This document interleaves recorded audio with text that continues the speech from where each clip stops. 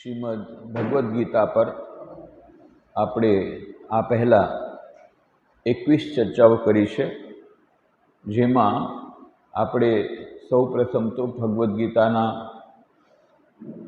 વિશેની કેટલીક મહત્ત્વની વાતો ભૂમિકા રૂપે આપણે એની ચર્ચા કરી હતી અને શ્રીમદ ભગવદ્ ગીતાના ધ્યાન સંબંધી શ્લોકો અને મહાત્મા સંબંધીના શ્લોકો એના અર્થને જાણવાનો પ્રયત્ન કર્યો હતો, જેની આવૃત્તિ આપણે દરેક ચર્ચાના પ્રારંભમાં કરીએ છીએ.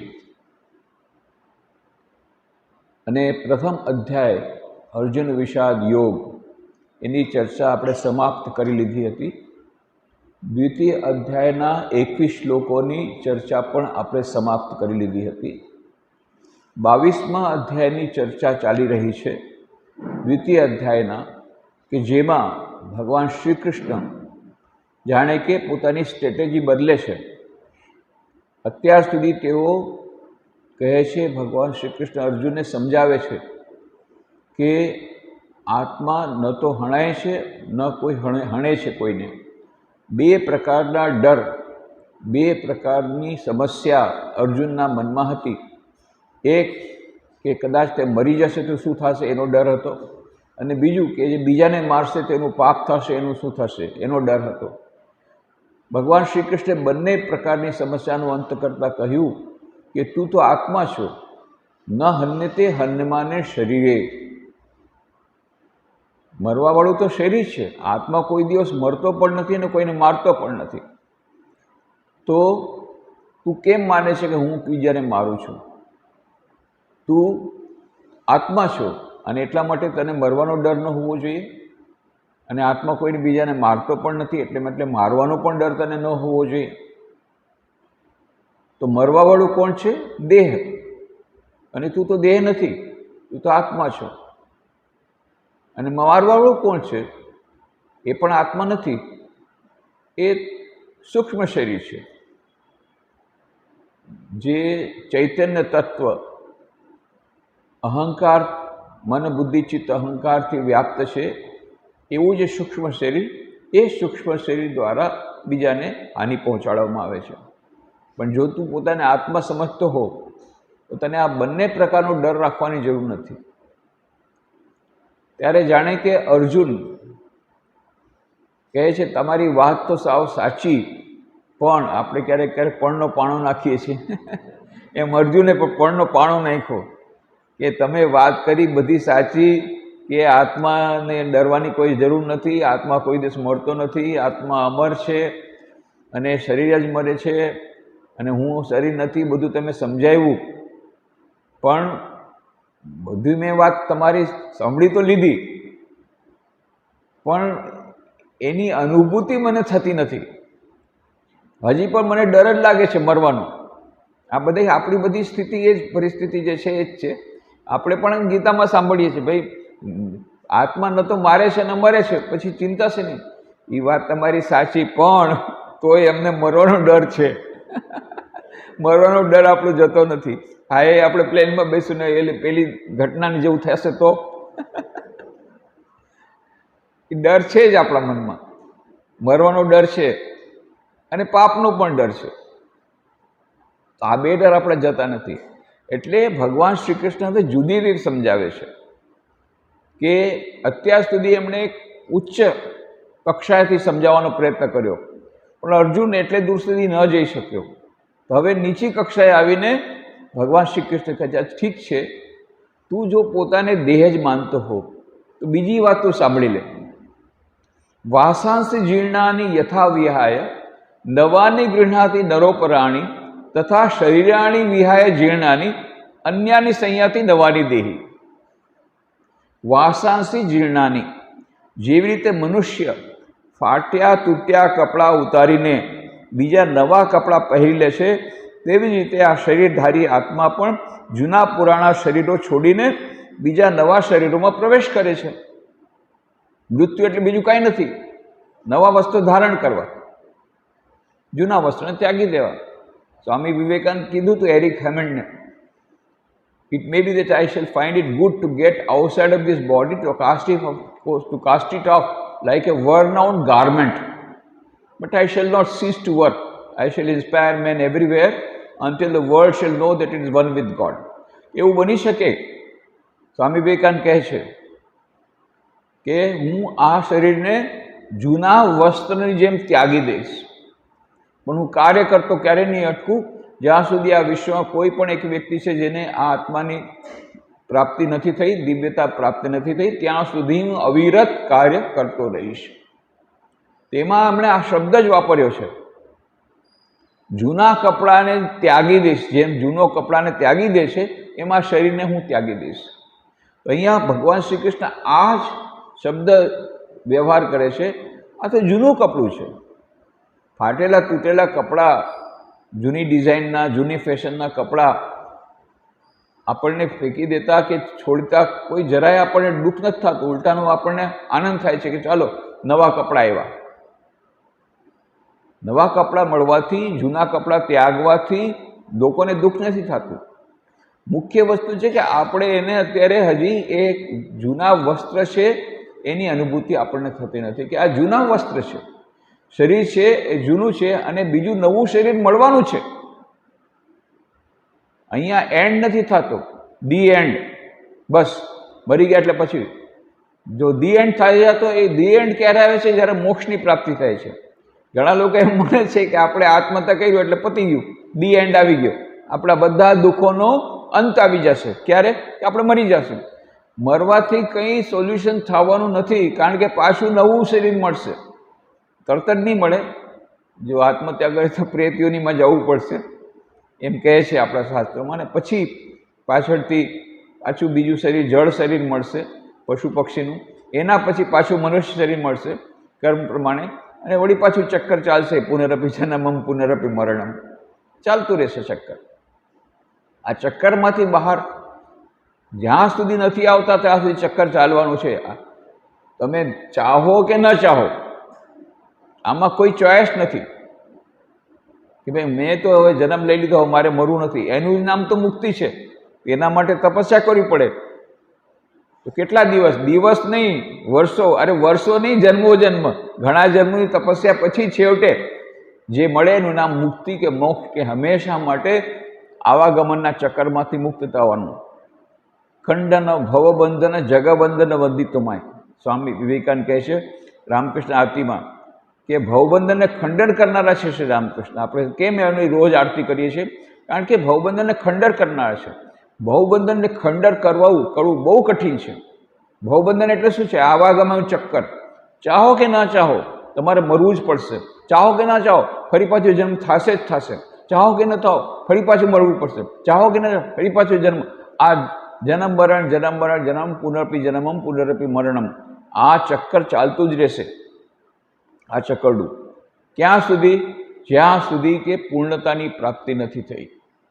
જે દિવસે પૂર્ણતાની પ્રાપ્તિ થશે, હવે એને પૂર્ણતાની પ્રાપ્તિ કહો, મોક્ષ કહો, મુક્તિ કહો, આત્મ સાક્ષાત્કાર કહો, ઈશ્વર પ્રાપ્તિ કહો, બધા અલગ અલગ શબ્દો છે, પણ છેવટે જ્યાં સુધી એ સ્થિતિ નથી આવી ત્યાં સુધી આ આવાગમનનું ચક્કર રહેવાનું છે. તો અહીંયા ભગવાન શ્રી કૃષ્ણે જાણે કે પુનર્જન્મની થિયોરી આપણી પાસે રજૂ કરી. એની થોડીક વાતો આપણે પાછલી ચર્ચામાં કરી હતી. કેવી રીતે આજે પુનર્જન્મનો સિદ્ધાંત એ જે અહીંયા આપવામાં આવ્યો છે ભગવાન શ્રી કૃષ્ણે, જાણે કે પુનર્જન્મના સિદ્ધાંતની પુષ્ટિ કરે છે કે હા, મર્યા પછી ફરી પાછો જન્મ થાય છે, પુનર્જન્મ થાય છે. એની પુષ્ટિ અહીંયા થઈ ગઈ. શ્રી રામકૃષ્ણદેવને એકવાર પૂછવામાં આવ્યું હતું, કોઈ ભક્તે પ્રશ્ન પૂછ્યો કે શું મહાશય તમને માનો છો કે પુનર્જન્મ જેવી કોઈ વસ્તુ છે કે વ્યક્તિનો પાછળ ફરીથી જન્મ થાય, એ વાતમાં તમે માનો છો? તો શ્રી રામકૃષ્ણદેવે ડાયરેક્ટ ઉત્તર ન આપ્યો. એમ કે ગીતામાં લખ્યું છે, કીધું એમને, ગીતામાં લખ્યું છે કે જે મરે એનો મૃત્યુ જે છે થાય છે એનો જન્મ નિશ્ચિત છે, અને જે જન્મ થાય છે એનું મૃત્યુ નિશ્ચિત છે. આગળ આના પછીના શ્લોકોમાં આવશે, જાતસી ધ્રુવ મૃત્યુ ધ્રુવમ જન્મ મૃત્યુસે છે તસ્માદ પરિહારે નતમ શોચિતું અર્હસી, અને પછીના શ્લોકમાં આવશે. તો આ જે જન્મ મરણની વાત, તો છેવટે શ્રી કૃષ્ણ ભગવાન અર્જુનને સમજાવે છે કે અર્જુન, તું જીવનને આટલું જ માને છે કે બસ આપણે જૈનમાં અને થોડુંક વાર રહીમાં, મોટા થયા, યુદ્ધ કર્યું, મરી ગયા તો માર્યા, અને બસ પતી ગયું, છેવટે જીવનનો કોળિયો બની ગયા, મૃત્યુનો કોળિયો બની ગયા અને બધું પતંગ, આખું ખેલ ખતમ? નહીં નહીં નહીં, ખેલ ત્યાં ખતમ નથી થતો. એ તો થોડું કોમા છે, અલ્પ વિરામ, વિરામ નથી, ફૂલ સ્ટોપ નથી, જસ્ટ કોમા. વળી પાછું ફરીથી જન્મ થાય છે. એટલે જીવન તો શાશ્વત છે, જેમ આત્મા શાશ્વત છે એમ જીવન શાશ્વત છે. આપણે એક નદી પાસે ઊભા રહીએ તો આપણને લાગે છે કે આટલું જ પાણી છે, આપણી નજર જ્યાં સુધી આવે આટલું પાણી. એટલું પાણી નથી, એ તો કેટલે દૂર સુધી, જ્યાં સુધી એનું ઉદ્ગમ સ્થાન ત્યાં સુધી એનું પાણી છે. અને આ તરફ ઠેર સમુદ્ર સુધી એ નદી આપણને દેખાતી નથી, એટલે આપણને લાગે છે કે આટલી જ નદી છે. નહીં. એવી જ રીતે આ જીવન આપણને લાગે છે આટલું જ જીવન છે. બસ જૈનમાં ફલાણા આટલા વર્ષ સુધી રહ્યા અને પછી મોટા થયા, પછી રિટાયરમેન્ટ, પછી સર્વિસ કરી, બાળકો થયા, લગ્ન કર્યા, બાળકો થયા, રિટાયરમેન્ટ થયું, મરી ગયા, પૂરું જીવન. આ તો એક જ ખંડ, આવા તો કેટલાય ખંડ, આ તો અલ્પ વિરામ છે. તો અર્જુનને શ્રી કૃષ્ણ ભગવાન સમજાવે છે કે આ જે છે દેહ જે છે એ નશ્વર છે, પણ જીવન નશ્વર નથી. જેમ આત્મા નશ્વર નથી એમ જીવન પણ નશ્વર નથી. જેમ આત્મા શાશ્વત છે એમ જીવન પણ શાશ્વત છે. હા, આ દેહ એ શાશ્વત નથી, એ નશ્વર છે, એ જાય છે, પણ દેહના જવાથી જીવન અટકી જતું નથી. એટલે જો તું એમ સમજતો હો કે મેં આ લોકોને મારી નાખ્યા, તું શું મારવા વાળો છે? કોઈ મારી શકે નહીં કોઈને. એ તો ફક્ત આ દેહનો નાશ થશે, ગુરુ દ્રોણનો નાશ થવાનો નથી, એ ભીષ્મ પિતામહનો નાશ થવાનો નથી, એના આત્માનો નાશ થવાનો નથી, એના શરીરનો નાશ થશે. અને એ તો ગમે તેમ પણ થવાનો છે. અને તું સમજતો હો કે ભાઈ હા, મને તો બહુ ડર લાગે છે, હું કદાચ મરી જઈશ તો તું જો એમ માનતો હો કે તારો આત્મા મરી જશે, તો કોઈ દિવસ બને જ નહીં. આત્મા કોઈ દિવસ મરતો જ નથી, એ શાશ્વત છે. અને જો શરીરને માનતો હો તો એકવાર તો મરવું જ પડશે. તું આજે મર કે કાલે મર, ચોઈસ આટલોક જ છે. મરવું તો પડશે જ, આજે મર તો કાલે મર, લડતા લડતા મર, અને ક્ષત્રિયની જેમ અલગ પોતાની કીર્તિ વધારીને મળ, અથવા કાયરની જેમ મળ. બે જ ચોઈસ છે, મરવું તો પડશે જ. તો આવી રીતે ભગવાન શ્રી કૃષ્ણ જાણે કે આ સમજાવે છે. અને આ જે એક જ વસ્તુ, એક સિદ્ધાંત એવો છે આ પુનર્જન્મવાદ, જેમાં ભારતના જેટલા દર્શનો એ બધા એક થઈને આની સ્વીકાર કરે છે.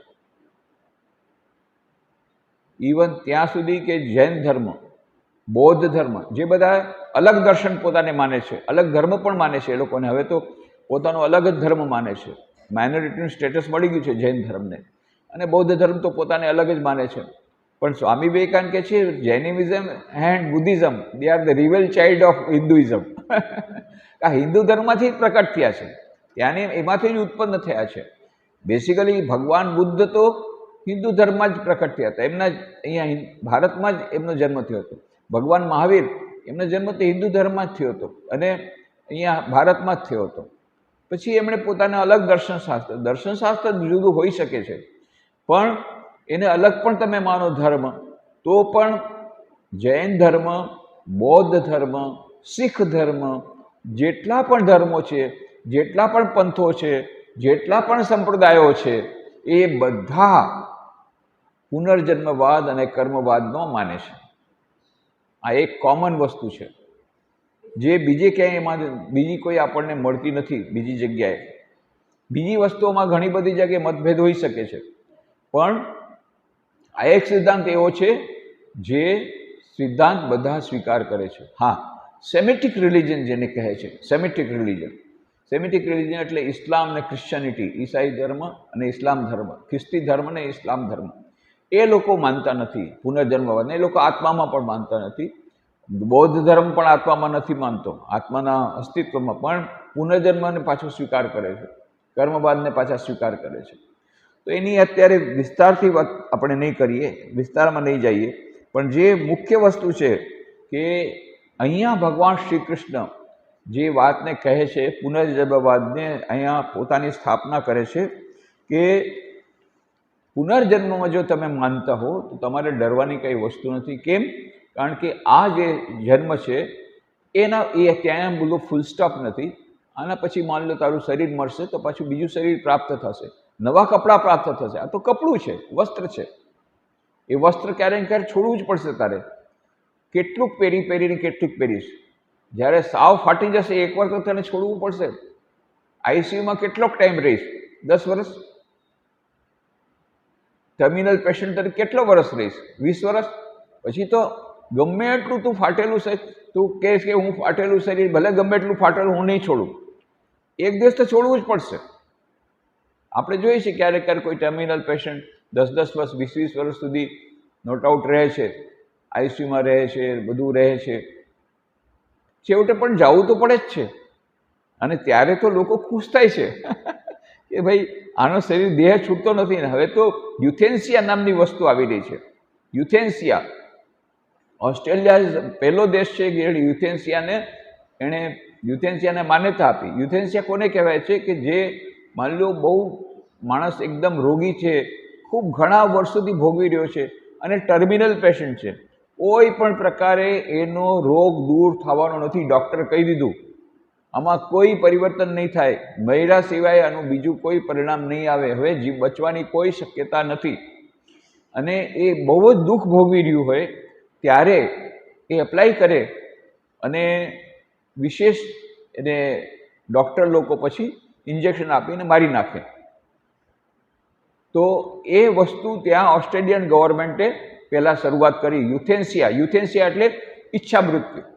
ઈચ્છા મૃત્યુ આવી રીતે નહીં જે ઈચ્છા મૃત્યુ સ્વામી વિવેકાનંદને શિવજીના પાસેથી અમરનાથમાં વરદાન રૂપે પ્રાપ્ત કરી, એવું ઈચ્છા મૃત્યુ નહીં, પણ પોતે ઈચ્છા કરે કે મારે મરી જવું છે ને એની ઈચ્છા પ્રમાણે ડૉક્ટર એને ઇન્જેક્શન આપે.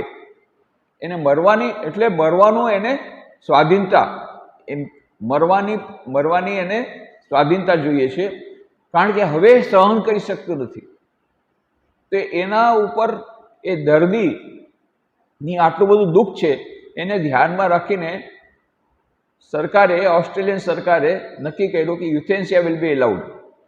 કે જે આવી રીતે આવો પેશન્ટ હોય, દર્દી હોય અને ખૂબ સહન ન કરી શકતો હોય દુઃખ, તો એને ડૉક્ટર જો મારી નાખે એના કહેવાથી અને આવી રીતે ઇન્જેક્શન દઈને મારી નાખે તો એ પોતે ખતમ થઈ જાય પોતાની ઈચ્છાથી, તો એને આત્મહત્યા નહીં ગણવામાં આવે અને આત્મહત્યાનું કોઈ કલમ એના ઉપર મૂકવામાં નહીં આવે અને જેણે આ બધું કર્યું એવા ડૉક્ટર ઉપર પણ હત્યાનો આરોપ નહીં લાગે. આવી જાતનો નિયમ થઈ ગયો. પણ પછી લોકો એમ સમજ્યા કે આત્મહત્યા માટેનું લાયસન્સ મળી ગયું. એટલે જે લોકો દર્દી નહોતા એ લોકો કહે છે ભાઈ હવે તો અમારે આત્મહત્યા કરવાનો વાંધો નથી. આત્મહત્યાનું પ્રમાણ એટલું બધું ગયું કે પાછો નિયમ બદલવો પડ્યો. બીજી સરકારો પણ કહેતી હતી કે આપણે યુથેન્સિયા એલાઉડ કરવું નથી, એટલે ફરી પાછો એ નિયમ કાયદો. અત્યારે ભારતમાં કાયદો એવો છે કે કોઈ આત્મહત્યા કરે તો એના ઉપર પણ આત્મહત્યા જે કરાવે એની પાસે એના ઉપર તો થાય જ, એક્શન થાય, એને તો જવું જ પડે જેલમાં. પણ જે પોતે આત્મહત્યા કરે છે, જો મરી ગયો તો મરી ગયો, બચી ગયો, પણ જો ન મરે તો એને પણ જેલમાં જવું પડે. એના ઉપર કાયદેસરની કલમ થાય. કેમ ભાઈ? આ જીવન જે મળ્યું છે કારણ શું છે? આપણા શાસ્ત્રોમાં પણ કહ્યું છે કે આત્મહત્યા પાપ છે. શા માટે? કે આ મનુષ્ય દેહ અત્યંત જે મુશ્કેલીથી મળ્યો છે. આટલી બધી યોનિમાં સર્વશ્રેષ્ઠ જે દેહ છે એને મનુષ્ય દેહ છે. આ મનુષ્ય દેહ મળ્યો છે અને મનુષ્ય દેહનું એક પ્રયોજન છે. શા માટે મળ્યો છે? જે બીજા લોકો જે જળવાદી સભ્યતાવાળા છે એ નહીં, ભારતીય શાસ્ત્રો જે છે એ આધ્યાત્મિક શાસ્ત્રો છે અને ભારતીય દર્શન આધ્યાત્મિક છે, ચારવાક દર્શન નથી. ચારવાક દર્શન એ પાશ્ચાત્ય લોકો જે છે, પાશ્ચાત્યના જે જળવાદી લોકો, જેને સો કોલ્ડ સાયન્ટિસ્ટ લોકો, પણ હવે આજકાલ મોડર્ન સાયન્સમાં હવે પરિવર્તન આવી રહ્યું છે, પણ અત્યાર સુધી એ લોકો જે લોકોને આપણે મટીરિયલિસ્ટ કહીએ છીએ, ભોગવાદી, પદાર્થવાદી, જે પાશ્ચાત્ય લોકો બધા ભોગવાદી જ હતા અને વિજ્ઞાન એ લોકોનું એ પણ ભોગવાદી હતું. અને આપણા સમાજમાં પણ ત્યારે એક્સપેરિમેન્ટ થઈ ચૂક્યા હતા ભોગવાદ ઉપર. ચારવાક જેવા પણ આપણી પાસે શાસ્ત્ર હતા, ચારવાક જેવા પણ હતા લોકો કે જેમણે કહ્યું હતું, અરે ભાઈ કાલનું કોણે જોયું છે, ખાઓ પીઓ મજા કરો, આ જીવન મળ્યું છે મજા કરવા માટે, ખાઓ પીઓ મોજ કરો, ચિંતા નહીં કરો. યાવેત જીવેત સુખમ જીવેત ઋણમ કૃત્વા ઘૃતમ પીબેત ભસ્મીભૂતસ્થ દેહસ્ય ભૂત પુનરાગમન. અરે કે જ્યાં સુધી જીવો ત્યારે આનંદથી જીવો. અરે પણ પૈસા નથી, ચિંતા નહીં કરો, લોન લઈ લ્યો, ક્રેડિટ કાર્ડ વાપરો, ખૂબ વાપરો ક્રેડિટ કાર્ડ, અને લોન લઈ લ્યો. લોન લઈને ઋણમ કૃત્વા ઘૃતમ પીબેત, લોન લઈને ઘી ખાઓ, ખૂબ ઘી ખાઓ. ઘી ખાઓ એટલે કે બધી મોજ મજા કરો, બધી પ્રકારના મોજ શોખ તમારા પૂરા કરો. કેમ? લોનની પેમેન્ટની તમે ચિંતા નહીં કરતા કે આ લોન હું કેવી રીતે પેમેન્ટ કરીશ, કારણ કે અરે મહિના પછી કોણ કોનું પેમેન્ટ કરવાનું છે. ભસ્મીભૂતસ્થ દેહસ્ય પુનઃ પુનરાગમન. જ્યારે એકવાર આ દેહ ભસ્મીભૂત થઈ જશે પછી તો બધું સમાપ્ત, પછી એનો તો પુનરાગમન નથી. કોણ કહે છે? ચારવાક આપણા દેશમાં થયા. અને આ ભોગવાદ ત્યાં ચરમસીમામાં પહોંચ્યો વિદેશમાં. પણ અહીંયા ભગવાન શ્રી કૃષ્ણ શું કહે છે? ના ના ના, પુનરાગમન છે જ. અને જે કર્મવાદની પછી આપણે વાત કરશું, કર્મવાદ અને પુનર્જન્મવાદ બનાવે એક સાથે સંકળાયેલા છે. જે કર્મ પ્રમાણે પુનર્જન્મ મળશે અને જેટલું ઘી તમે લીધું છે ઉધાર, એ બધું પેમેન્ટ કરવું પડશે, અને ચક્રવૃદ્ધિ વ્યાજ સાથે, સાધારણ વ્યાજ સાથે નહીં. આરું જ કર્મ સિદ્ધાંત છે. કર્મ સિદ્ધાંત આ જ છે કે જે કંઈ તમે અત્યારે કોઈના ઉપર તમે દુષ્કર્મ કર્યું હોય, કોઈ ખરાબ કામ કર્યું હોય, કોઈને સતાવ્યા હોય, કોઈને દુઃખ આપ્યું હોય, તો તમને આ જન્મે દુઃખ મળશે અથવા તો આવતા જન્મે મળશે. આ જન્મે નહીં મળે તો કદાચ તમે બ્રાઇબ આપીને, પોલીસને બ્રાઇબ આપીને છૂટી શકો છો, જજને બ્રાઇબ આપીને છૂટી શકો છો, પણ કર્મના સિદ્ધાંતમાંથી છુટકારો નથી. એ અટલ સિદ્ધાંત છે, એની પણ આપણે ચર્ચા કરીશું. તો અહીંયા ભગવાન શ્રી કૃષ્ણ શું કહ્યું કે આ જે પુનર્જન્મ સિદ્ધાંતને સ્થાપિત કરે છે કે તું એમ નહીં માનતો કે મરી ગયા એટલે બધું પતી ગયું. નહીં, આ શરીર મરે છે, નશ્વર દેહ મરે છે, પણ મર્યા કે પછી ફૂલ સ્ટોપ નથી. આ જે જીવાત્મા છે શું કરે છે? આ જે દેહને છોડે છે અને બીજો નવો દેહ ધારણ કરે છે. જેવી રીતે એક માણસ, એક વ્યક્તિ જૂના ફાટેલા વસ્ત્રોને ત્યાગીને નવા વસ્ત્રો પહેરે છે, એમ જીવાત્મા જ્યારે મરે છે, મૃત્યુ કોને? મૃત્યુ એટલે શું છે? બીજું કાંઈ નહીં, ડ્રેસ ચેન્જ કરવો. મૃત્યુ બીજું કાંઈ નથી. તો ડરે છે શા માટે? ડ્રેસ ચેન્જ કરવાનું છે ભાઈ. આમાં તો જૂના કપડાં છોડીને તારે નવા કપડાં લેવાના છે. ઉલટાનું સારું છે, નવી ફેશનના નવા ડિઝાઇનના કપડાં મળશે, જૂના કપડાં જવા દે. પણ એમનેમ જો જાણી કરીને જાઓ તો એનું નામ આત્મહત્યા છે. એના ઉપર પાછા કોલમ ચાલે, એના પર તો પછી તમારા ઉપર કેસ થશે. પણ આવી રીતે યુદ્ધમાં જો મરાઈ જાય તો એને સ્વર્ગની પ્રાપ્તિ થાય છે. આપણા શાસ્ત્રો પ્રમાણે ક્ષત્રિયનો ધર્મ જ છે કે ધર્મ યુદ્ધ કરતાં કરતાં ખપી જવું, અને એમાં એની શૂરવીરતા છે, એમાં એનો ગૌરવ છે, અને એમાં એની સદગતિ છે, બધું છે. પણ કોના માટે? એક ક્ષત્રિય માટે જેનું આ સ્વધર્મ છે. અને કઈ પરિસ્થિતિમાં? જ્યારે ધર્મયુદ્ધ હોય ત્યારે. બીજા કોઈને કનડગત કરવા માટે યુદ્ધ કરતાં કરતાં તમે ખપી જાઓ તો એમાં તમારી સદગતિ નહીં થાય, એને મર્ડર જ કહેવાશે. અને મર્ડર માટેના જે કંઈ અહીંયા આ આપણે જે કંઈ આઈપીસીના રૂલ્સ છે, ઇન્ડિયન પેનલ કોડના, એ બધા લાગુ પડશે. અને પછી ભગવાનના જે રૂલ છે પેનલ કોડના, એ પણ લાગુ પડશે. એટલે એમાંથી તો બચાવ નહીં થઈ શકે. કાયદામાંથી તમે છટકી શકો નહીં. અને આ કાયદામાંથી તમે ગમે એમ કરીને છટકી પડી જાઓ, પણ જે કર્મનો સિદ્ધાંત છે એમાંથી કોઈ છટકી શકતું નથી.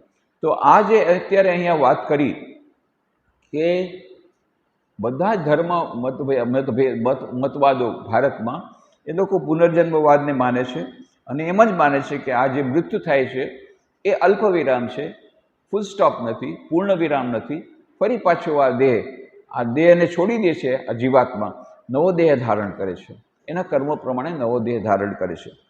તો અને આ આપણે પાછલા વખતે જોયું કે આ તર્કસંગત પણ છે અને વિજ્ઞાન સંમત પણ છે. કેમ? કારણ કે જે બીજા લોકો જેમ કહે છે કે ભાઈ આ સિદ્ધાંતમાં માનતા નથી, તો એ લોકો કેવી રીતે કહેશે? ઈશ્વર કોણ છે? એ સર્વશક્તિમાન છે. ઈશ્વર કોણ છે? પરમ દયાળુ છે. તો આવા સર્વશક્તિમાન પરમ દયાળુ ઈશ્વર, એના રાજ્યમાં કેટલા લોકો દુઃખી છે, કેટલા લોકો આજે પણ એ લોકોને ખાવાનું ભરપેટ નથી મળતું, કેટલા લોકો એક્સિડન્ટમાં મરી જાય છે, કેટલા લોકો આવી રીતે મરી જાય છે, કેટલા લોકોને દુઃખ છે. તો આ ભગવાન શું કરે છે બેઠા બેઠા? જોતો નથી? આંધળો છે? દયા નથી? હૃદય નથી એને? આ બધું શું કરે છે? શા માટે આ થાય છે? એ બધું તો ઠીક, બધું ઠીક. નાનકડો બાળક હજી જન્મ થયો છે અને સેરિબ્રલ પાલ્સી છે. એ જુઓ, સેરિબ્રલ પાલ્સી આપણું સેક્શન છે, એમાં કેટલા બાળકો આવે છે. આપણને દયા આવે, એના માતા પિતા ઉપર પણ દયા આવે. નાનપણથી જ, જન્મથી જ ખોટ પણ છે, કોઈને માનસિક ખોટ પણ છે, કોઈને શારીરિક ખોટ પણ છે. કેટલી બધી એ લોકોને તકલીફ છે. કોઈ આંધળા જન્મે છે, કોઈ લૂલા લંગડા જન્મે છે. તો ભગવાનની આમાં ભગવાન ન્યાયપ્રિયતા ક્યાં ગઈ? જસ્ટિસ ક્યાં છે ભગવાનની? એનો કોઈ ઉત્તર નથી. પણ હિન્દુ શાસ્ત્ર પાસે ઉત્તર છે કે આ બધું જે છે કર્મના સિદ્ધાંત સાથે સંકળાયેલું છે. પોતાના કર્મના સિદ્ધાંત પ્રમાણે, આપણા કર્મનું ફળ આપણને આ જન્મે નથી મળતું, માત્ર આવતા જન્મે પણ મળે છે. ઘણા લોકો કહે છે, જો આણે આટલું બધું ખોટું કામ કર્યું, આટલી બધી રિશ્વત લે છે, આટલું બધું કરપ્શન કરે છે અને આટલું બધી ક્રાઇમ કરે છે, છતાંય જો કેટલો મસ્ત ગાડીમાં ફરે છે. શું છે આમાં? ક્યાં છે તમારું? ક્યાં ન્યાય? ક્યાં છે? ક્યાં તમારો કર્મનો સિદ્ધાંત ક્યાં ગયો? ધ્યાન જાળવી રાખો, જાળવી રાખો. 10 વર્ષ પછી એ તિહાર જેલમાં રહેશે.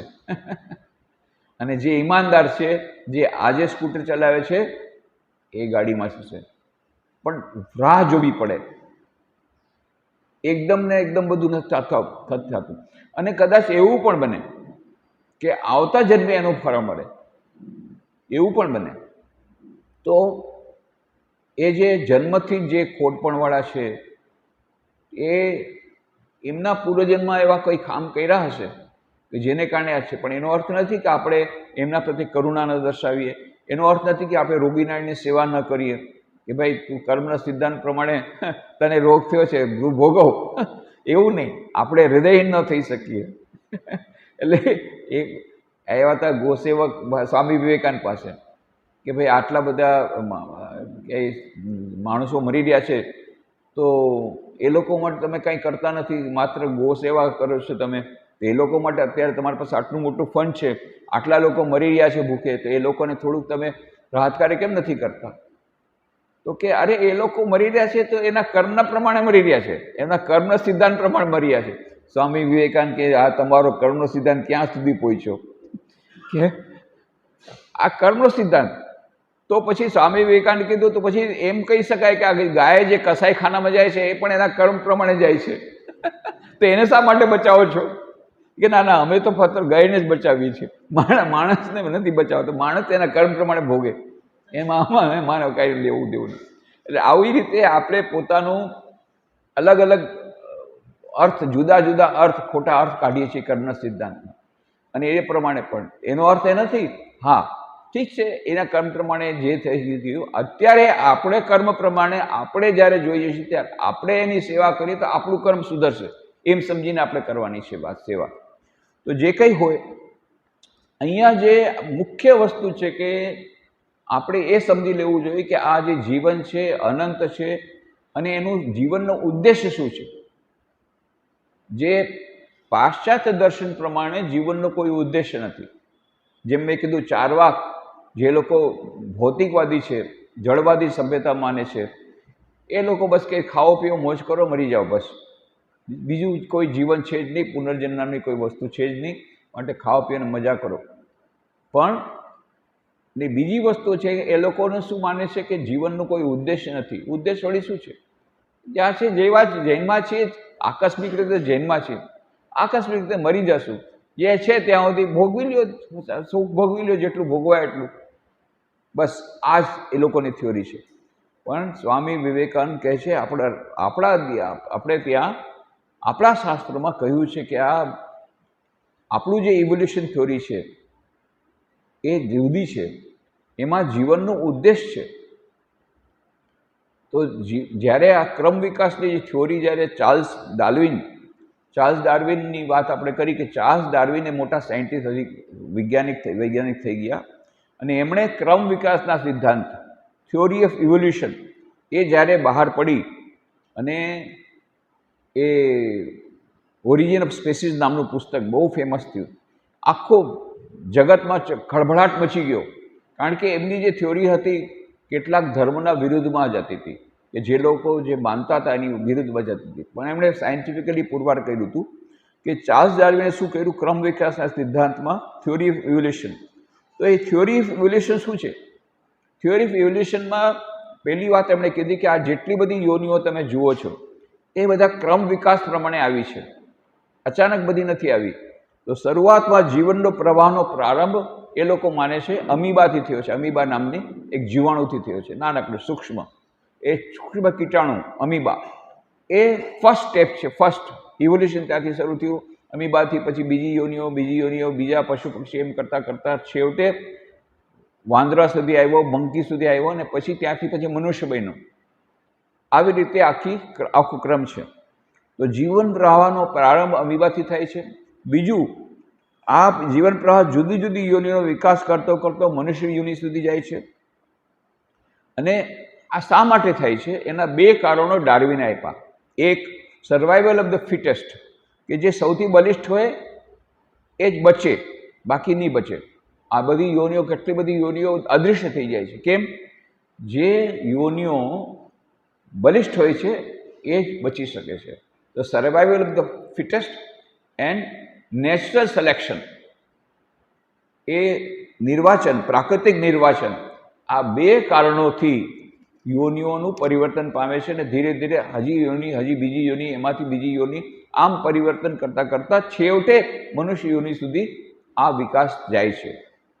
તો અહીંયા આ જે વાત છે, પછી એના પછી મનુષ્ય યોનિ આવ્યા પછી એનો શું વિકાસ થાય છે એનો ઉત્તર કાંઈ નથી, એ લોકો પાસે નથી, ડાર્વિન પાસે નથી. અને એટલા માટે અત્યારે જે મોડર્ન વિજ્ઞાન જે છે, આધુનિક વિજ્ઞાન, એ ભારતીય શાસ્ત્રોને અત્યારે માની રહ્યું છે. એટલા માટે કારણ કે જ્યારે વધારે રેશનલ છે, તાર્કિક છે. તો આપણા જે સિદ્ધાંતો છે, જે પુનર્જન્મવાદ અને કર્મવાદી સિદ્ધાંત, હવે ધીરે ધીરે મોડર્ન સાયન્સ સ્વીકાર કર્યો છે. કારણ કે ચાર્લ્સ ડાર્વિનનું જે થિયોરી છે એ બધી વસ્તુઓની તાર્કિક રીતે સમજણ આપી શકતું નથી. કારણ કે હિન્દુ શાસ્ત્ર શું માને છે કે આ જીવન પ્રવાહ છે, અનાદિ અનંત છે, અને મનુષ્ય જીવનનો એક પરમ ધ્યેય છે. અને એ પરમ ધ્યેય શું છે? પૂર્ણતાનું પ્રગટીકરણ. પૂર્ણતાની પ્રાપ્ત કરવી નહીં, પ્રગટીકરણ. તો આ શબ્દ સ્વામી વિવેકાનંદ કે બહુ મહત્વનો છે. કારણ કે જ્યારે પણ તમે ઇવોલ્યુશનની વાત કરો છો, એ શેમાંથી ઇવોલ્વ થાય છે? કે આ જે છે એમાંથી ઇવોલ્વ થયું, એ શેમાંથી ઇવોલ્વ થયું? એમાંથી. તો એ પછી શેમાંથી થયો? અમીબાથી ઇવોલ્વ થયું. તો અમીબા શેમાંથી ઇવોલ્વ થયું? કે ના, એ બિગનિંગથી એન્ડ આખી સીધી રેખા છે.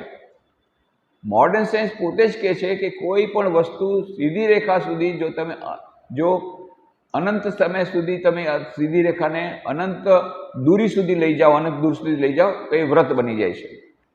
અને જે ભારતીય દર્શન છે એ વ્રતની વાત કરે છે, સાયકલની વાત કરે છે. એક સાયકલ છે, એક ચક્કર છે, ગોળાકાર. પુનરપી જન્મમ પુનરપી મરણમ પુનરપી જનની જઠરેશયનમ, આખું ચક્કર ચાલે છે, જન્મ અને મરણ, જન્મ અને મરણ. તો અમીબા પણ શરૂઆત નથી, એ કોઈક બીજામાંથી ઇન્વોલ્વ છે. તો અમીબામાં એવું શું હતું જે ઇન્વોલ્વ હતી તો જ ઇવોલ્વ થાય? જે વિકસિત નહોતું એ જ વિકસિત થયું. એ કઈ વસ્તુ છે? એક વસ્તુ, એનો ઉત્તર નથી. બીજું સાયન્સ પાસે નથી. બીજું કે એને પૂછવામાં આવ્યું કે આ જે ચૈતન્ય તત્વ છે, કોન્શિયસનેસ, એ ક્યાંથી આવ્યું? કે અચાનક આવી ગયું? મોડર્ન સાયન્સ પોતે જ કહે છે કે અચાનક વસ્તુની એની કોઈ સમજૂતી એ કોઈ તાર્કિક સમજૂતી નથી. અચાનક કોઈ વસ્તુ ન થાય, પ્રગટ થાય. ત્રીજી વસ્તુ છે વિજ્ઞાનનો સિદ્ધાંત છે nothing can come out of zero. તો તમે કેવી રીતે કહો છો કે અમીબા ઝીરોમાંથી આવ્યું છે? એનું બિગિનિંગ એકદમ અમીબા છે, ઝીરોમાંથી પ્રગટ થયું. Nothing can come out of zero. તો ભારતીય શાસ્ત્ર શું કહે છે? એ ચૈતન્ય પહેલાંથી હતું પણ સંકુચિત દશામાં હતું, અને જ્યારે એ ધીરે ધીરે એ વિકસ થતું ગયું અને મનુષ્યનીમાં જ્યારે ચૈતન્ય થયું ત્યારે પૂર્ણ રીતે એનો વિકાસ થયો એ ચૈતન્ય તત્વનો. અને એટલા માટે એ ચૈતન્ય તત્વ ભલે બધામાં હોય, મનુષ્યોની પાસે જ એવો એક અધિકાર છે, જન્મસિદ્ધ અધિકાર, એ ચૈતન્ય તત્વને પૂરી રીતે પ્રાપ્ત કરી, પૂરી રીતે એ ચૈતન્ય તત્વને એને પૂર્ણ રીતે વિકસિત કરીને પોતે અનંત સુખ, અનંત જ્ઞાન, આનંદ પ્રાપ્ત કરી શકે. એ માત્ર મનુષ્યોનીનો અધિકાર છે. બીજી કોઈ યુનિ પાસે એવો કોઈ અધિકાર નથી. અને this is the top most. ત્યાંથી પછી એને જ આપણે જ્યારે એ જર્ની પૂરી થાય, જ્યારે નદીનો સમુદ્રમાં સંગમ થાય ત્યારે યાત્રા પૂરી થાય છે. તો એને જ કહેવાય છે મોક્ષ અથવા મુક્તિ. ક્યારે? કે જ્યારે એ જીવાત્મા પૂર્ણતાનું પ્રગટીકરણ કરી શકે છે પોતાનામાં. અને પૂર્ણતા પ્રાપ્ત કરવાનું શું છે? બીજું કંઈ નથી કરવું. પૂર્ણતા તો પહેલેથી છે. જે અવરોધો છે એને માત્ર દૂર કરવાના છે. અને એ અવરોધો દૂર કરે છે, દૂર કરવા માટેના 4 ઉપાયો છે: રાજયોગ, ભક્તિયોગ, જ્ઞાનયોગ અને કર્મયોગ. જે અવરોધો દૂર થઈ જાય છે પછી તો તરત જ પછી જે પૂર્ણતા જે પહેલાંથી હતું, કેવી રીતે હતું? સંકુચિત દશામાં હતું, એ પ્રકટ થઈ જાય છે. એટલે સ્વામી વિવેકાનંદ રાજયોગમાં બહુ જ વૈજ્ઞાનિક ઢબે આખા હિન્દુ શાસ્ત્રનો બધો આખો સારાંશ આપી દીધો એક જ પેરેગ્રાફમાં. Each soul is potentially divine. The goal of human life is to manifest this divinity within by controlling nature external and internal. Do this either by work or worship or psychic control or philosophy, by one or more or all of these, and be free. This is the whole of religion. Doctrines, dogmas, rituals, worship, temple, churches, mosques are but secondary details. પ્રત્યેક મનુષ્યમાં દિવ્યતા સુસુપ્તપણે રહેલી છે, સુસુપ્તપણે રહેલી છે. મનુષ્ય જીવનનું લક્ષ્ય શું છે? આ આખું થિયોરી ઓફ ઇવોલ્યુશન જે કહે છે, વિકાસવાદ, આ વિકાસ શા માટે? શેનો વિકાસ કરવાનો છે? કે છેવટે આપણે વિકાસ આ જ કરવાનો છે કે અંદરની પૂર્ણતાનું પ્રગટીકરણ કરવાનું છે. આ જીવનનો ઉદ્દેશ છે, જેના માટે આપણે જન્મ લીધો છે. તો મનુષ્ય જીવનનું લક્ષ્ય છે અંતર્નિહિત આ દિવ્યતાને અભિવ્યક્ત કરવી, પ્રાપ્ત કરવી નહીં. ઇમ્પોર્ટ કરવાની જરૂર નથી, છે અંદર જ છે, પણ અત્યારે ઢકાયેલી છે. એને અભિવ્યક્ત કરવાની છે. એ પડદો છે એને દૂર કરવાનો છે. એ જે બાધાઓ છે એને દૂર કરવાની છે. એટલું જ છે. તો એ જે એનું જ નામ સાધના છે. આધ્યાત્મિક સાધના બીજું કાંઈ નથી, પણ આધ્યાત્મિક સાધના છે આ બાધાઓને દૂર કરી અંદરમાં જે દિવ્યતા છે એને પ્રકટ કરવું. એ જ આખી સાધના છે. અને એ જીવનનું લક્ષ્ય છે, અને એ ધર્મનું સર્વસ્વ છે, સ્વામીજી કહે છે. બાકી બધું કોણે કેટલા લાંબા તિલક કર્યા, કોણ કેટલી વાર મંદિર મસ્જિદ ગિરજા કરવી, કોણે કેટલા ઉપવાસ કર્યા, આ બધું ગૌણ છે, ખરાબ નથી. મુખ્ય વસ્તુ છે કોણ? મુખ્ય વસ્તુ શું છે? પોતાની અંદરની રહેલી જે દિવ્યતા છે, પહેલેથી જ છે, સુસુપ્તપણે રહેલી છે, એને પ્રકટ કરવી. અને એને પ્રકટ જે દિવસે કરી લીધી ત્યારે આપણે મુક્તિને પ્રાપ્ત કરી લીધી, ત્યારે મોક્ષ પ્રાપ્ત કરી લીધું, ત્યારે જર્નીનો અંત આવ્યો. ત્યારે આ આખું જે જન્મના જે આ બધું જે ચક્કર છે એ ત્યારે પૂરું થશે. અને ત્યારે પૂર્ણતાની પ્રાપ્તિ થશે, પૂર્ણત્વ પ્રાપ્ત થશે. અને પૂર્ણત્વ જ્યારે પ્રાપ્ત થશે ત્યારે અનંત સુખ, અનંત જ્ઞાન, અનંત આનંદની પ્રાપ્તિ થશે. અને જે મનુષ્ય જીવનનું લક્ષ્ય છે, જ્યાં સુધી આ પ્રાપ્ત નથી થયું ત્યાં સુધી પુનરપી જન્મમ પુનરપી મરણમ પુનરપી જનની જઠરે શયનમ એ સંસારે બહુ દુસ્તારે કૃપા પાહુ પાહી મુરારે ભજ ગોવિંદમ ભજ ગો. ત્યાં સુધી આ જન્મ મરણના ચક્કરમાં રહેવું પડશે. તો આ જે પુનર્જન્મ સિદ્ધાંત છે એ અત્યંત વિજ્ઞાન સંમત છે. તર્કના બધા જ જે તર્કસંમત છે સાથે સાથે, અને જે ચાર્લ્સ ડાર્વિનની કેટલીક જે ખામીઓ છે એ આપણને આમાં જોવા. આમાં પણ વિકાસવાદની વાત કરે છે, પણ સ્વામી વિવેકાનંદ બહુ સરસ વાત કરી કે માત્ર વિકાસવાદને તમે જો સ્વીકાર કરો તો એનાથી તમારું સર્કિટ કમ્પ્લીટ નહીં થાય. તો શું કરવું પડશે? ઇન્વોલ્યુશન. એને પણ તમે સ્વીકાર કરો. શેમાંથી ઇવોલ્વ થાય છે? એ જે કોન્શિયસનેસ ઇન્વોલ્વ હતી એ કોન્શિયસનેસ ઇવોલ્વ થાય છે. જે ચેતના જે સુસુપ્ત રૂપે હતી અમીમામાં એ પ્રકટ થઈ, અને એમાંથી કરતાં કરતાં કરતાં વધારે પ્રકટ કરતાં મનુષ્યમાં યોનિમાં આવીને સૌથી વધારે પ્રકટ થઈ. પહેલેથી હતી. Something can not come out of nothing. અને આ બહુ વિજ્ઞાન પોતે કહે છે something can not come out of nothing. અચાનક કાંઈ પણ ન હોય ને એમાંથી તમારે કોઈ વસ્તુ ક્રિએટેડ ન થઈ શકે.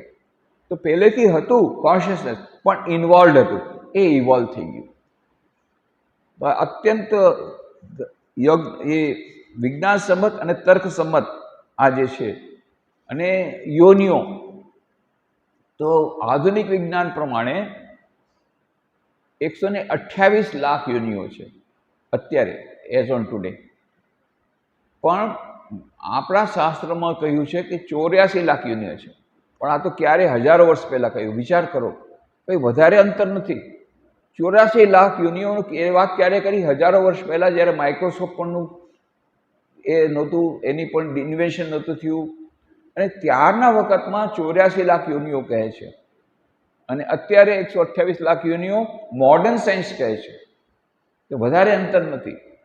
પણ આ યોનિઓમાંથી માત્ર મનુષ્ય યોનિમાં જ એવી શક્યતા છે કે આ ચૈતન્ય તત્વને, આજે દિવ્યતાને પ્રકટ કરી શકે. બીજી કોઈ યોનિ પાસે નથી. આ વાત કોણ કરે છે? આપણા શાસ્ત્રો. અને મોડર્ન સાયન્સ શું કહે છે? કે બિલકુલ વાત સાચી છે. યોનિઓની સંખ્યા ભલે બદલે છે, પણ એ લોકો પણ કહે છે કે આઈક્યુ, ઇન્ટેલિજન્સ કોસ્ટન્ટ દરેક યોનિ પાસે છે. દરેકે દરેક યોનિ પાસે છે. કોમ્પ્યુટર પાસે પણ છે. પણ ઇક્યુ એટલે કે ઇમોશનલ ઇન્ટેલિજન્સ એ માત્ર થોડીક યોનિઓ પાસે. બધી યોનિઓ પાસે ઇક્યુ નથી. પોતાની ભાવનાઓને નિયમિત કરવાની, નિયંત્રિત કરવાની જે શક્તિ, ઇન્સ્ટિક્ટને નિયંત્રિત કરવાની શક્તિ, ભાવનાઓને વ્યક્ત કરવા, એ માત્ર થોડીક યોનિઓ પાસે છે. અને એસક્યુ, સ્પિરિચ્યુઅલ ઇન્ટેલિજન્સ, જેની અત્યારે લેટેસ્ટ ડિસ્કવરી થઈ, એ લોકોએ આખા પ્રયોગો કર્યા. આમાં ઘણા બધા પ્રયોગો છે. ન્યુરોલોજીકલ પ્રયોગો કર્યા, neurological, biological, psychological, physiological, botanical, બધા પ્રયોગો કરીને વિવિધ જુદી જુદી રીતે એ લોકોએ પ્રમાણિત કર્યું કે એસક્યુ, સ્પિરિચ્યુઅલ ઇન્ટેલિજન્સ છે. અને આ સ્પિરિચ્યુઅલ ઇન્ટેલિજન્સ માત્ર મનુષ્ય યોનિમાં છે. બીજી કોઈ યોનિમાં નથી. કોઈ યોનિમાં નથી. તો આવી રીતે મોડર્ન સાયન્સ પણ હવે ભારતીય આપણા શાસ્ત્રોની જે વાતો છે એને હવે સ્વીકાર કરી રહ્યું છે કે ઠીક છે, ભલે નંબર ઓફ યોનિઓની સંખ્યામાં થોડુંક ભલે અંતર હોઈ શકે છે, પણ એ લોકો પણ માને છે કે માત્ર મનુષ્યોની પાસે જ આ ઈશ્વર, આપણે દિવ્યતાનું પ્રકટીકરણ કરવાની શક્તિ છે, પૂર્ણતાનું પ્રગટીકરણ કરવાની શક્તિ છે. પૂર્ણતા એ જીવનનો ઉદ્દેશ છે. જેને તમે એસક્યુ કહો કે જે કહો, અને એ માત્ર ને માત્ર it's a prerogative of human beings only. એ માત્ર મનુષ્ય જીવનનો જ અધિકાર છે. તો આટલે સુધી આપણા ઘણી બધી વસ્તુઓ હવે જે મોડર્ન સાયન્સ એને સ્વીકાર કરતા થઈ ગયા છે. બીજી એક વસ્તુ જે કહે છે કે જીવનનો ઉદ્દેશ્ય, અત્યાર સુધી એ લોકો માનતા કે જીવનનો કોઈ ઉદ્દેશ્ય નથી, અને મનુષ્ય જીવન અને બાકી બધી યોનિઓમાં કોઈ અંતર નથી. ચાર્લ્સ ડાર્વિન એમ જ માને છે કે જેમ છે એમ જ છે, બીજું વધારે બીજું કોઈ અંતર નથી. પણ હવે ઘણા બધા વૈજ્ઞાનિકો એમ માને છે કે ના, મનુષ્ય યોનિ તરીકે એક અલગ એની વિશિષ્ટતા છે. એક વિશિષ્ટતા એ છે કે મનુષ્યોની પાસે આવી શક્યતા છે કે પોતે પોતાની જે દિવ્યતા છે એને અભિવ્યક્ત કરી શકે. તો જે વાત સ્વામી વિવેકાનંદે વૈજ્ઞાનિક ઢબે રજૂ કરી એને જ મોડર્ન વૈજ્ઞાનિકો કેવી રીતે રજૂ કરી છે? શબ્દો પણ એ જ ઓલમોસ્ટ વાપરી રહ્યા છે. આઈન્સ્ટાઈને શું કહ્યું? આઈન્સ્ટાઈનનું પુસ્તક છે, નાનકડું પુસ્તક, the world as I C it. બહુ નાનકડું પુસ્તક છે પણ બહુ જ મહત્વનું પુસ્તક. એમાં શું કહે છે? The true value of a human being is determined primarily by the measure and the sense in which he has attained to liberation from the self. આ જે મનુષ્ય જીવનનું સાચું જે મહત્વ છે એ શેમાં છે? સાચું મહત્વ શેમાં છે? The true value of a human being is determined primarily by the measure and the sense in which he has attained to liberation from the self. પોતાના આત્માથી કેટલા પ્રમાણમાં એણે મુક્તિ મેળવી એટલા પ્રમાણમાં એ મનુષ્ય જીવન ઉન્નત છે. ચાર્લ્સ ડાર્વિને શું કીધું કે વિકાસવાદ ક્યાં સુધી છે? અમીબાથી મનુષ્ય સુધી આવ્યો અને વિકાસ બસ પતી ગયો, બસ એન્ડ. પણ આપણા શાસ્ત્રો કહે છે ના, વિકાસ ત્યાંથી અટકતો નથી. જુદી પ્રકારનો વિકાસ શરૂ થાય છે. મનુષ્ય યોનિમાં જ્યારે આવે છે ત્યારે પોતાના અંદરની દિવ્યતાને પ્રગટ કરવાનો વિકાસ થાય છે. અને જે દિવસે આ વિકાસ પૂરો પ્રાપ્ત થઈ જાય છે, એ દિવ્યતા પ્રકટ થઈ જાય છે, ત્યારે આ જીવનનો ઉદ્દેશ્ય પ્રાપ્ત થાય છે. તો આઈન્સ્ટાઈને શું વર્ડ યુઝ કર્યો? The true value of a human being is determined primarily by the measure and the sense in which attain to liberation from the self. લિબરેશનની વાત કરે છે, મુક્તિની વાત કરે છે કે જ્યારે આ મુક્તિ જેટલા પ્રમાણમાં થઈ શકશે, પોતાના દેહમાંથી મુક્તિ પ્રાપ્ત કરી શકશે, અજ્ઞાનમાંથી મુક્તિ પ્રાપ્ત કરી શકશે, એટલા પ્રમાણમાં એ મનુષ્ય ઉન્નત છે. અને જે દિવસે સંપૂર્ણ ઉન્નત થઈ જશે, હી વિલ ગેટ લિબરેટેડ, એને મુક્તિ પ્રાપ્ત થઈ જશે. તો એ પણ શબ્દ પણ આઈન્સ્ટાઈન લિબરેશન શબ્દ વાપરે છે. અને લિંકન બાર્નેટ શું કહે છે? લિંકન બાર્નેટ એણે પુસ્તક લખ્યું the Einstein and the universe.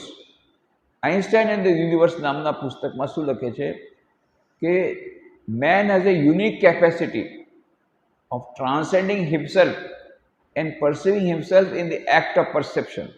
બહુ સુંદર વાત કરે છે કે the universe and the doctor આઈન્સ્ટાઈનમાં લખે છે મનુષ્ય પોતાની સંભાવનાથી અજાણ હોવાને કારણે જ અશાંતિ અને દુઃખનો શિકાર બન્યો છે. તો તેમના કહેવા મુજબ, લિંકન બાર્નેટના કહેવા મુજબ, નોબલેસ્ટ એન્ડ મોસ્ટ મિસ્ટીરિયસ ફેકલ્ટી, એટલે સૌથી ઉદાત્ત અને રહસ્યમય ક્ષમતા જે મનુષ્ય પાસે છે, noblest and most mysterious faculty, સૌથી ઉદાત્ત અને રહસ્યમય ક્ષમતા છે the ability to transcend himself and perceiving himself in the act of perception. કે પોતાની જાતને ઓળંગીને નિરખવાની ક્રિયામાં ખુદને જોવાનું સામર્થ્ય, પોતાની જાતને ઓળંગીને પોતાને જોવાનું સામર્થ્ય, એ જે છે એ મનુષ્ય માત્ર મનુષ્યોની પાસે જ એ થઈ શકે છે. મનુષ્યના સામર્થ્યને જ ધર્મની ભાષામાં, આપણે વેદાંતની ભાષામાં સાક્ષી ભાવ કહે છે, વિટનેસ. જાણે કે આ જ લેંગ્વેજ મોડર્ન સાયન્સ યુઝ કરે છે કે the ability to transcend himself and perceive himself in the act of perception. તો મનુષ્યના સામર્થ્ય ધર્મની ભાષામાં જે સાક્ષી કરવામાં છે એ જ મનુષ્યમાં રહેલું પૂર્ણતાનું, બ્રહ્મભાવનું પ્રગટીકરણ છે. તો પૂર્ણતાનું પ્રગટીકરણ આ જીવનનો ઉદ્દેશ્ય છે. જે વાત આપણા શાસ્ત્રોએ કરી, સ્વામી વિવેકાનંદે સાયન્ટિફિક લેંગ્વેજમાં પ્રકટ કરી રાજયોગના ગ્રંથમાં, આજે આધુનિક વિજ્ઞાન પણ ધીરે ધીરે ધીરે આ તરફ આવી રહ્યું છે કે જ્યાં સુધી પૂર્ણતા પ્રકટ નહીં થાય ત્યાં સુધી વારંવાર જન્મ લેવો પડશે. પોતાના કર્મો પ્રમાણે ધીરે ધીરે સાધના કરતાં કરતાં કરતાં અને કર્મો, સારા સારા કર્મો કરતાં કરતાં કરતાં એક જન્મ એવો આવશે કે જ્યારે સાધનાનો અંત આવશે અને દિવ્યતાનું પ્રગટીકરણ થશે, અજ્ઞાનનો પડદો દૂર થઈ જશે અને જે પૂર્ણતાને પામી જશું, પૂર્ણતા પ્રાપ્ત આપણને થઈ જશે, દિવ્યતાનું પ્રગટીકરણ થઈ જશે, ત્યારે અનંત સુખ, અનંત જ્ઞાન, અનંત આનંદ મળશે. એને તમે મુક્તિ કહો, મોક્ષ કહો, ઈશ્વર દર્શન કહો, આત્મ સાક્ષાત્કાર કહો, બ્રહ્મ જ્ઞાન કહો, એક જ બીજા વિભિન્ન શબ્દો છે. પણ આ પૂર્ણતા એ જ મનુષ્ય જીવનનું લક્ષ્ય છે. હવે મોડર્ન સાયન્સમાંથી કેટલાક લોકો આ વાતને માની રહ્યા છે.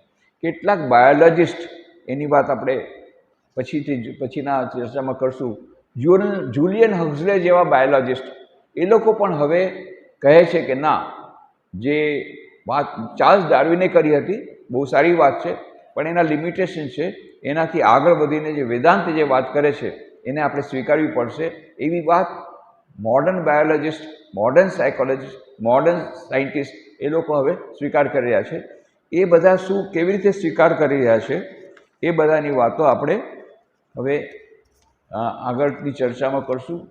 આવતા રવિવારે નહીં, એના પછી રવિવારની 31મી ઓગસ્ટના રવિવાર જે છે ત્યારે આપણે ચર્ચાને આગળ ચલાવશું. આજે અહીંયા જ વિરમીએ.